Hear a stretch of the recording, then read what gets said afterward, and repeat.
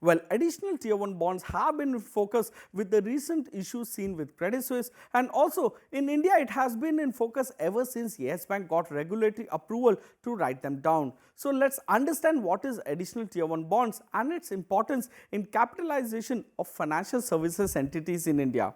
Under the Basel III framework, banks' regulatory capital is divided into Tier 1 capital and Tier 2 capital. So, Tier 1 capital is subdivided into common equity capital, that is CET1, and additional Tier 1 capital, that is AT-1. So, equity capital is classified as CET1 ratio. Perpetual bonds that satisfy specific conditions stipulated by RBI are classified as AT-1 bonds. So, additional Tier 1 bonds are unsecured bonds with no predetermined maturity date. It forms part of lender's core capital, or commonly known as the Tier 1 capital. Now, AT-1 bonds clubbed under perpetual bonds do offer a call option, that is, lenders can repurchase them from investors. Besides, if bank face bankruptcy or run short of capital, they can dismiss the principal amount and not pay any interest. The interest payable to the investors may be either at a fixed rate or at a floating rate.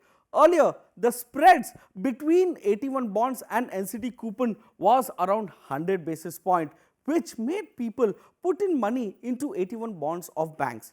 Issuing banks have the option, subject to conditions stipulated by RBI being satisfied, to recall the AT-1 bonds issued by them.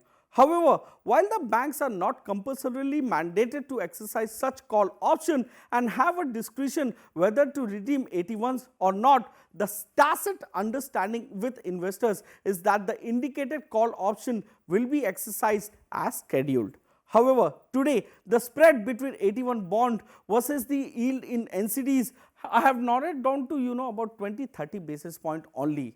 While earlier investors had the perception of earning more from AT-1 bonds, post Yes Bank case, most investors prefer safer debt instruments.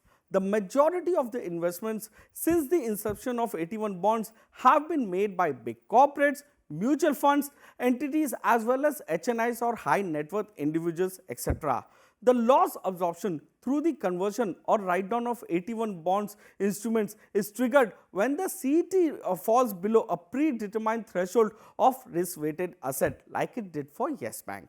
AT-1 bonds are regulated by RBI in India. Out of 36 lenders, 20 have no AT-1 bonds in their capitalization, the likes of Yes Bank, Karur Vysya Bank, Federal Bank, City Union Bank and Bandhan Bank. 7 lenders have AT-1 bond ratio between 0% to 1%, like Kotak Mahindra Bank, HDFC Bank and ICICI Bank, while 9 banks, largely PSU banks, have AT-1 capital of more than 1%, the likes of Canara Bank, Bank of Baroda and SBI.